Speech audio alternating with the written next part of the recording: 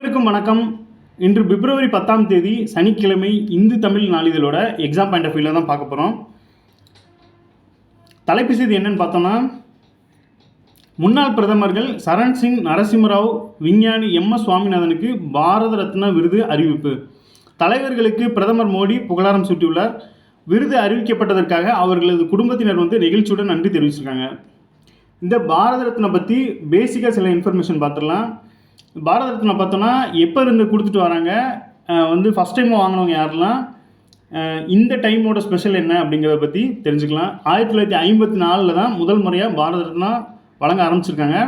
அந்த டைமில் வாங்கின முதல் 3 பேர் யாரெல்லாம் பார்த்தோன்னா, இந்தியாவோட சுதந்திர இந்தியாவின் முதல் வைஸ்ராயாக இருந்த ராஜகோபாலாச்சாரியார், அப்புறம் பார்த்தோன்னா சர்ப்பவள்ளி ராதாகிருஷ்ணன் அவங்க, அப்புறம் முன்னாள் குடியரசுத் தலைவராக இருந்த சர்ப்பவள்ளி ராதாகிருஷ்ணன், அப்புறம் அறிவியலுக்கு பங்காற்றிய இந்திய இயற்பியலாளரான சர்.சி.வி. ராமன் அவர்கள். இவங்க 3 பேருக்கும் பார்த்தோம் அப்படின்னா முதல் முறையாக பாரத ரத்னா விருது வழங்கியிருப்பாங்க. ஸோ இதுக்கப்புறம் இந்த வருஷத்துக்கு கொடுக்கப்பட்ட அந்த பாரத ரத்னா விருதோட ஸ்பெஷல் என்ன அப்படின்னா, முதல் முறையாக 5 பேருக்கு பாரத ரத்னா விருது அறிவிச்சிருக்காங்க. இதுக்கு முன்னாடி இது வரைக்கும் 4 பேர் வரைக்கும் அதிகபட்சமாக கொடுத்த நிலைமையில் இந்த முறை பார்த்தோம்னா 5 பேருக்கு அறிவிக்கப்பட்டிருக்கு. இதில் 50வது நபராக எல்.கே. அத்வானி தேர்வு செய்யப்பட்டிருக்காங்க. இது வரைக்கும் எத்தனை பேருக்கு கொடுக்கப்பட்டிருக்கு அப்படின்னு பார்த்தீங்கன்னா 53 பேருக்கு இது வரைக்கும் கொடுக்கப்பட்டிருக்கு அப்படிங்கிறத பேசிக் இன்ஃபர்மேஷனை தெரிஞ்சுக்கலாம். ஸோ இந்த டைமில் யார் யாருக்கு கொடுத்துருக்காங்க அப்படிங்கிற அந்த 5 பேர் முக்கியமானது. பீகாரோட முன்னாள் முதல்வராக இருந்த மறைந்த பீகார் முன்னாள் முதல்வராக இருந்த கர்பூரி தாகூருக்கு ஃபஸ்ட்டு அறிவிக்கப்பட்டிருந்துச்சு. அதுக்கு அடுத்த நிலைமையில் முன்னாள் துணை பிரதமராக இருந்த எல்.கே. அத்வானிக்கும் அறிவிக்கப்பட்டிருந்தது. இந்த நிலைமையில் நேற்றுக்கு பார்த்தோம் அப்படின்னா சரண் சிங், முன்னாள் பிரதமர்களான சரண் சிங் மற்றும் நரசிம்மராவ், விஞ்ஞானியான எம்.எஸ். சுவாமிநாதனுக்கும் அறிவிக்கப்பட்டிருக்கு. ஸோ அவங்கள பற்றி சில இன்ஃபர்மேஷன் கொடுத்துருக்காங்க. சரண் சிங்கை பொறுத்தளவில் விவசாயிகளின் உற்று நண்பனாகவும் நலனுக்காகவும் அர்ப்பணித்தவர். உத்தரப்பிரதேசத்தோட முன்னாள் முதல்வர் இருந்திருக்காங்க. மத்திய உள்துறை அமைச்சராகவும் இருந்திருக்காங்க. நரசிம்மராவ், முன்னாள் பிரதமரான நரசிம்மராவை பொறுத்தளவில் ஆந்திராவோட முன்னாள் முதல்வராகவும் மத்திய அமைச்சராகவும் பொருளாதார வளர்ச்சிக்கு மற்றும் விவசாயிகளுக்கும் பங்காற்றியிருக்காங்க. அப்புறம் பார்த்தோன்னா விவசாயிகளின் மற்றும் நாட்டின் நலனுக்காக சவாலான காலகட்டத்திலும் பார்த்தோன்னா விவசாயத்தில் இந்திய தன்னிறைவு எட்ட முக்கிய பங்கு வகித்தவர் யாருன்னா எம்.எஸ். சுவாமிநாதன் அவர்கள். இவங்க இந்திய விவசாயத்தை ஆக்குதல்லையும் சிறப்பு பங்காற்றியிருக்காங்க அப்படிங்கிறத பிரதமரோட கருத்தாக கொடுத்துருக்காங்க. ஸோ அதை பற்றின சில இன்ஃபர்மேஷன் உள்ளே கொடுத்துருக்காங்க, அதையும் பார்க்கலாம். அடுத்ததாக பார்த்தோன்னா இந்தியாவோட அண்டை நாடான பாகிஸ்தானில் பொது தேர்தல் முடிவுகள் நடந்திருக்கு. இந்த நிலைமையில் இம்ரான்கானோட ஆதரவாளர்கள் முன்னிலையில் இருந்தப்போ வெற்றி பெற்றதாக நவாஸ் ஷெரீப் அறிவித்ததால் பதற்றம் நிலவுது அப்படிங்கிற செய்தியும் கொடுத்துருக்காங்க. ஸோ டெப்த்தாக பார்க்கட்டி மேலோட்டமாவது பார்த்துக்கோங்க இந்த நியூஸை.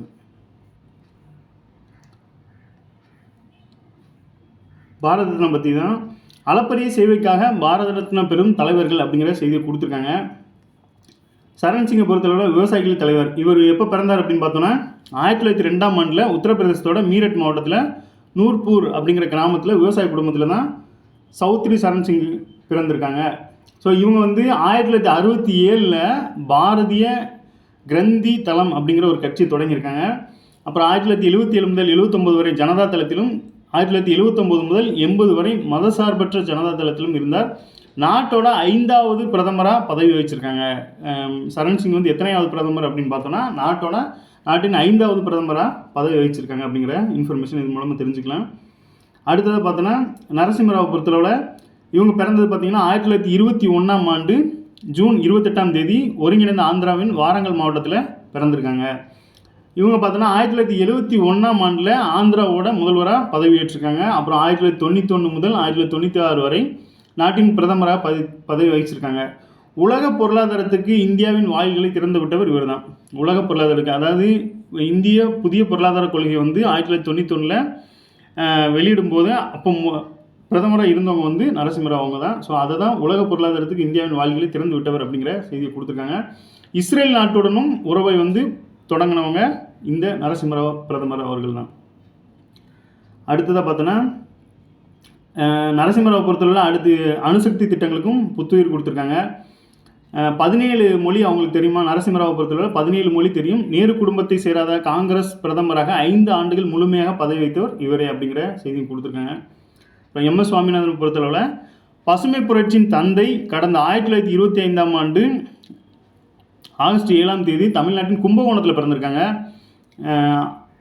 உலகப்போரின் போது நாடு முழுவதும் உணவு பற்றாக்குறை ஏற்பட்ட நிலைமையில் இவரோட ஆராய்ச்சி தொடங்க ஆரம்பிச்சிருக்கு அப்படிங்கிறத தெரிஞ்சுக்கலாம். ஸோ இவங்க எங்கே படிச்சிருக்காங்க அப்படின்னு பார்த்தோன்னா மெட்ராஸ் வேளாண்மை கல்லூரி, அப்புறம் டெல்லியில் உள்ள இந்திய வேளாண் ஆராய்ச்சி நிறுவனத்திலும் ஆய்வு மேற்கொண்டிருக்காங்க. 1954 நெதர்லாந்திலிருந்து இந்தியாவுக்கு இந்தியாவின் பசுமை புரட்சிக்கு வித்துட்ருக்காங்க. ஸோ 1954 நெதர்லாந்துலேருந்து இந்தியாவுக்கு பசுமை புரட்சிக்கு வித்திட்டார் அப்படிங்கிற செய்தி கொடுத்துருக்காங்க. இந்தியாவில் பார்த்திங்கன்னா முதல் முறையாக வீரிய ரக கோதுமை உருவாக்கினார். இதன் மூலம் இந்தியாவின் கோதுமை உற்பத்தி பன்மடங்கு அதிகரித்தது. இதனால் பார்த்திங்கன்னா இந்தியாவின் பசுமை புரட்சியின் தந்தை என்று சுவாமிநாதன் அழைக்கப்படுகிறார் அப்படிங்கிறது. இதற்கு முன்னாடி பார்த்தோன்னா பத்மபூஷன், பத்ம விபூஷன், உலக உணவு பரிசு, ராமன் மகாசாசை விருது போன்ற உள்ளிட்ட விருதுகளெல்லாம் இவங்க பெற்றிருக்காங்க அப்படிங்கிற செய்தி தான் கொடுத்துருக்காங்க. ஸோ இந்த 3 பேரை பற்றி, நேற்று அறிவிக்கப்பட்ட இந்த 3 பேரை பற்றி தான் கொஞ்சம் டீட்டெயிலாக கொடுத்துருக்காங்க. அவங்கள பற்றின மற்ற இன்ஃபர்மேஷனும் கொஞ்சம் தெரிஞ்சுக்கோங்க. அடுத்தது தமிழ்நாடு பொறுத்தளவில் பார்த்தோன்னா சட்டப்பேரவையின் ஆண்டு முதல் கூட்டம் பார்த்திங்கன்னா பிப்ரவரி 12 ஆளுநர் உரையுடன் தொடக்கம் அப்படிங்கிற செய்தியை கொடுத்துருக்காங்க. சட்டப்பேரவையின் ஆண்டு முதல் கூட்டம் வழக்கமாக ஜனவரி மாதம் ஆளுநர் உரையுடன் தொடங்கும் அப்படிங்கிற செய்தியை கொடுத்துட்டு பிப்ரவரி 19 பட்ஜெட் தாக்கல் ஆகுது அப்படிங்கிற தேதியும் கொடுத்துருக்காங்க. இந்த நிலைமையில் ஆளுநர் உரை மீதான விவாதம். முன்னதாக சட்டப்பேரவையில் ஆண்டு முதல் கூட்டத்தில் ஆளுநர் உரையாற்றியதும் அவரது உரையின் தமிழாக்கத்தை பேரவைத் தலைவர் அப்பாவு வாசிப்பார். அதைத் தொடர்ந்து அலுவல் ஆய்வுக்குழு கூடி பேரவையில் ஆளுநர் உரை மீதான விவாதத்தை எத்தனை நாட்கள் நடத்துவது என்பதை முடிவு செய்யும். அந்த வகையில் அடுத்த 3 நாட்கள் வரை கூட்டம் நடைபெறலாம் என்று கூறப்படுகிறது அப்படிங்கிற செய்தியை கொடுத்துருக்காங்க. பொதுவாக பார்த்தோம் அப்படின்னா சட்டப்பேரவையோட முதல் கூட்டம், ஆண்டின் முதல் கூட்டம், அப்புறம் சட்டப்பேரவை அமைக்கப்பட்டதோட முதல் கூட்டத்திலையும் ஆளுநர் உரையாற்றி தான் தொடங்கி வைப்பாங்க அப்படிங்கிறது மரபாக இருக்குது. ஸோ இந்த வகையில் இந்த வருஷத்துக்கான முதல் கூட்டத்தை பார்த்திங்கன்னா பிப்ரவரி 12 ஆளுநர் உரையுடன் தொடங்க இருக்கிறதா செய்தியாக கொடுத்துருக்காங்க.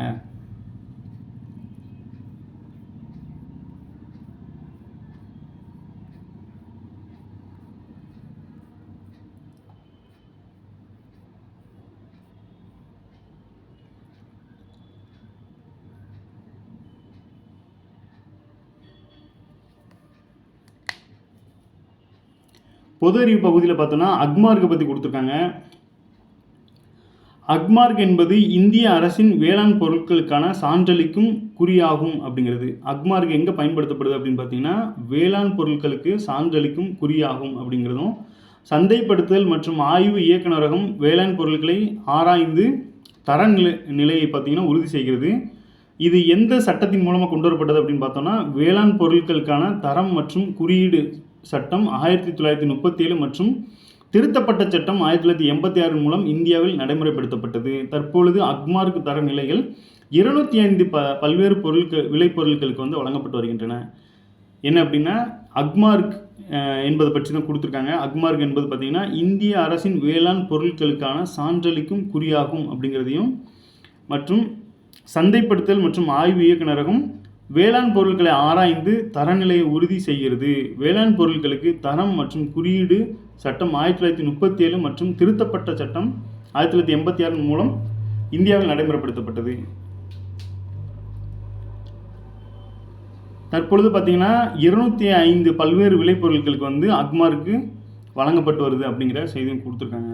ஸோ அக்மார்க்குங்கிறது வேளாண் விளைபொருட்களுக்கு வழங்கப்படும் சான்றளிப்பு குறியாகும் அப்படிங்கிறதையும், இது எது மூலமாக கொண்டு வந்திருக்காங்க அப்படின்னா வேளாண் பொருட்களுக்கான குறியீடு சட்டம் 1937 மற்றும் திருத்த சட்டம் 1986 மூலமாக கொண்டு வந்திருக்காங்க அப்படிங்கிறத தெரிஞ்சுக்கலாம். நேற்று ஒரு நோட்டிஃபிகேஷன் வந்திருக்கு. என்ன அப்படின்னா இடைநிலை ஆசிரியர் பணிக்கான போட்டித் தேர்வு மாநிலம் முழுவதும் ஜூன் 23ஆம் தேதி நடைபெறுகிறது. அரசு பள்ளியில் காலியாக உள்ள 1768 இடைநிலை ஆசிரியர் பணியிடங்களை நிரப்புவதற்கான போட்டித் தேர்வு ஜூன் 23ஆம் தேதி நடைபெற உள்ளது அப்படிங்கிற செய்தியை கொடுத்துருக்காங்க. ஸோ எலிஜிபிள் இருக்கவங்க அப்ளை பண்ணி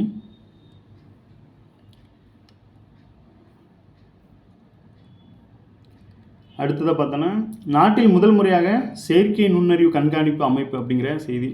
ரயில் மோதி பார்த்திங்கன்னா யானைகள் உயிரிழப்பதை தடுக்க நாட்டில் முதல் முறையாக செயற்கை நுண்ணறிவு கண்காணிப்பு அமைப்பை வந்து கோவையில் வனத்துறை அமைச்சர் மதிவேந்தன் வந்து தொடங்கி வச்சுருக்காங்க.